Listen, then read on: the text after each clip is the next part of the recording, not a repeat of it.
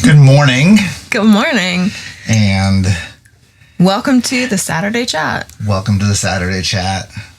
I'm excited because I love Steve Miller, and I always forget how much I love Steve Miller until I hear Steve Miller songs. Yeah? And then I get reinvigorated. That's like me with peanut butter. I really like peanut butter, but I forget it exists until I'm eating it, and then I go on like a peanut butter stint, and then I'm done with peanut butter for a while till I remember it again. So this week, digging back through the comments, way back to an old Steve Miller song where sometimes it doesn't take much to tilt our engines in a certain direction. Right. And they said, this is a really great cover of a Steve Miller song or something to that effect. Have you ever I also like considered- Serenade, and I was like, and somehow or another at the time I probably was like, well, we wrote it down on a list. We wrote it on our list. An eon ago. Mm-hmm. And we go back over the list. Now we're finding ways that we can track actually who said what. So we're trying to get better with attributing the songs to the people that actually mentioned them. Yeah. So keep mentioning those songs. Yeah, because it's been hard. I think we probably had a lot more requests than we anticipated through the time, especially when we started. But Serenade, Steve Miller, definitely features a prominent guitar track. One thing that's always really cool about Steve Miller is beauty and simplicity, I think. He has really great ideas, and he's able to arrange them in a concise way where they're not overly complicated, but they're very unique sounding. Like either the rhythms of the guitars and the lyrics. And he does have a common theme that I was noticing that it's interesting because last week we unveiled our Cosmic Cowgirl. Hey friends, go to SugarLimeBlue.com right now to get your hat and t-shirt and our new Ritz guitar logo. See you there. Branding and flavor, and we think that describes us really well. And I mean, realistically, that's not very far from the branding that Steve Miller chose, which was Space Cowboy. Right on, yeah. Because he kind of leaned into this space cowboy thing, and he has a lot of themes about flying like an eagle, at times slipping through the future, space travel, themes, all, and I think they're all metaphors. A lot of them are metaphors for like what this song says in one of the lines, wake up, which is basically become enlightened, understand, awaken to the things that are important and quit going through half asleep, Yeah. So I think that it's an interesting message, and I think it's so easy to get stuck in the rut of routine. Like, we require certain things for our physical bodies to keep going. Like, we require meals in a day. We require shelter and clothing and cleanliness. Like, we require things that loudly call our attention. A materialistic world, right? Yeah, they loudly call our attention, but it's the things that are quiet that really spark our creativity and our joy, and the thing that causes... It's the thing to chase are the quiet things. We have to tend to the loud things. The quiet things are the thing to chase. Reminds me of the Police song, Our Spirits in a Material World. Our spirits in a material world, our spirits. Okay, I don't know that I ever knew what the words were. I know that song. You recognize the melody? Yeah, I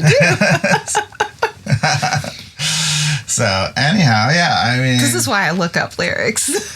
I don't think you can ever go wrong with Steve Miller. And another thing about Steve Miller was, I think one of the reasons I really like Steve Miller is that I feel like he's one of the first artists I kind of discovered on my own, in the wild. You know what I mean? Like, after you kind of... Everybody else is like, oh, you check out this person, you check out this person, check out this person, check out this person. It's like I heard a Steve Miller song, and then... Do you remember what the first one you heard was? It was probably the one that I like the least now, which is Abracadabra, because I grew up in the later Steve Miller age. Yeah. But I bought the Greatest Hits Steve Miller CD, so I wasn't old enough to buy his early albums when they came out. But did you like Abracadabra when you heard it? Of course I liked it. Immediately? I was probably 8 when it came out. Okay, so all right. I would think something like that. So, couple years later when CDs came out and I was getting to be a teenager, and I went out on a whim and I bought my cash was slim to come by, so you spent it kind of wisely. But I've always been adventurous. You can attest to that. A lot of my friends can attest to it. For sure. I always like to try new things. So I went out and I bought this Stephen Miller Greatest Hits, and I never regretted it because I love every song on that album. Nice. Truly is a Greatest Hits. That's funny. One of my very first albums that I bought was also a Greatest Hits album. Which one was that? Bob Marley and the Wailers. Okay. Yeah.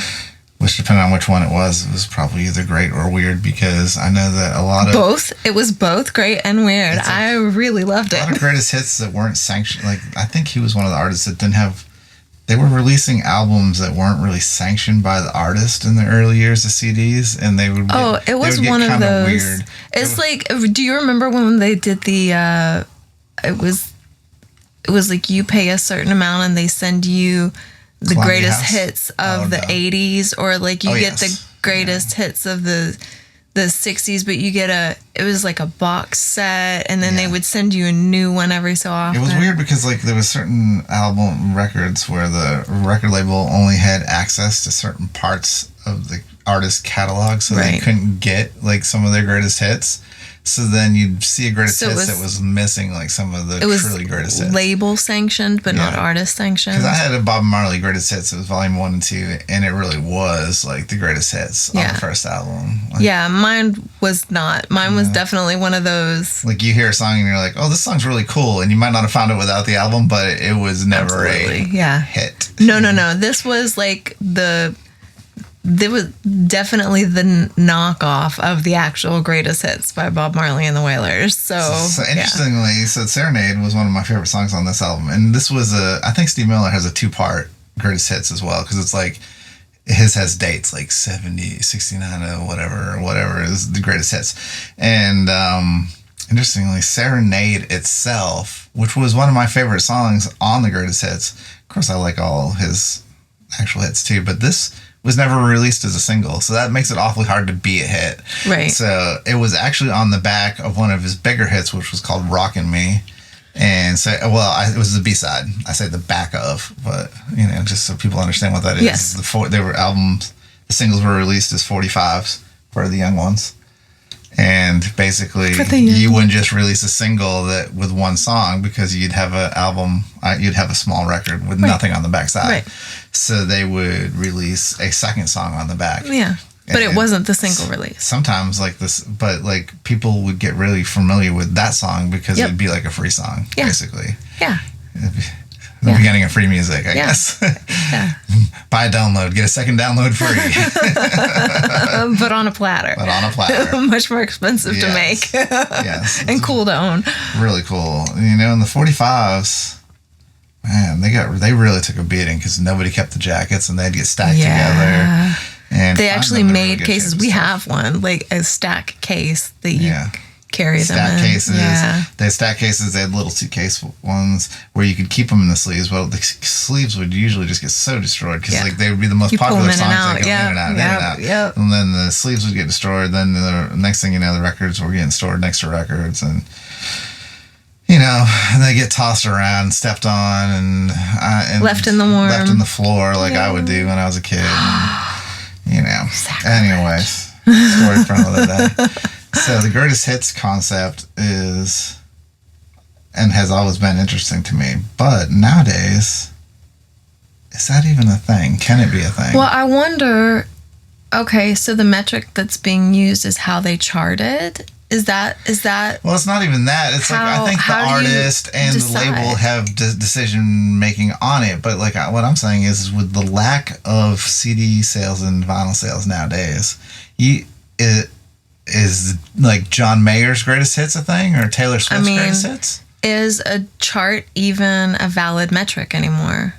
Or are we just using streaming numbers? And if you're using streaming numbers play into charts. Are you using half plays, or is it only full plays when you stream? And do they count it differently if somebody's listening to a song multiple times in a row?